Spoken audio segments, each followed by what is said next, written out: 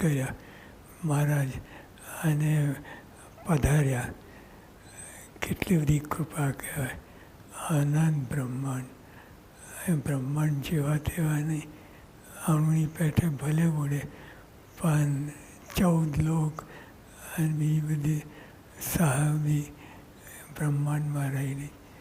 એવા બ્રહ્માંડ, એવા આનંદ બ્રહ્માંડમાંથી આપણું બ્રહ્માંડ સિલેક્ટ કરીને અહીં મહારાજ પધાર્યા. પધાર્યા એટલું નહીં, આપણા જેવા થયા. આપણા જેવા ખાધું પીધું ઉઠ્યા બેઠા. જો હમણાં બધા કીર્તનોમાં આ બધા પદ એમની લીલાનું વર્ણન આવ્યું. પ્રત્યક્ષ કલ્પના નહીં.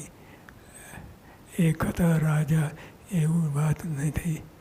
પ્રત્યક્ષ બિરાજમાન થયા અને કેટલી લીલા કરી કે ભક્તોને સુખ આપવા એમનું એક સ્થાન અને મોક્ષ કરવા.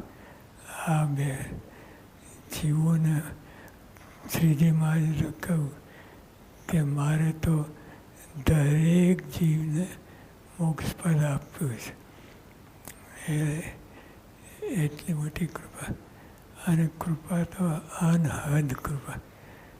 આ ભગવાન ક્યારેય આવવાના નહોતા. ક્યારે દર્શન આપણે બધા જેમ ચક્રાઓ ચાલે છે એમ ચક્રાઓ ચાલુ જ રહેત. હજુ મહારાજ પધાર્યા ના હોત તો આપણે પણ ઘંટીની પર ચાલુ થશે. પણ મહારાજ અતિ કૃપા. જે ભગવાન ક્યારેય આવવાના નહોતા, ક્યારે દર્શન થવાના નહોતા, એ ભગવાન કૃપા એ શબ્દો જ નથી. એટલી બધી કૃપા કરી આપણને. એટલે પધાર્યા એટલું નહીં, આપણા જેવા સજાતી થયા. આપણે બાલ સુલભ ભાષામાં કાલી ગયેલી તત્વજ્ઞાન તો અપાર ભરેલું હતું, પણ એનો ઉપયોગ કરીને. યોગી બાપા કહેતા કે પહેલાં હિત કરવું અને પછી જ્ઞાન આપવું.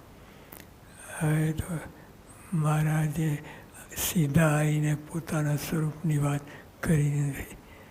આવીને હેત પ્રીત આપણે એમનામાં હેત થાય એ જ કર્યું છે.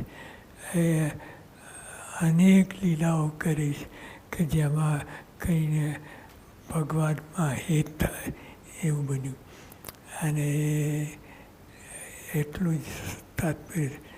હેત થાય પછી બધી વાત થાય. અને સીધું મારો કરે જ્ઞાનનો એ પાછું ધડકીને પડે અને કોઈ સ્વીકારે નહીં.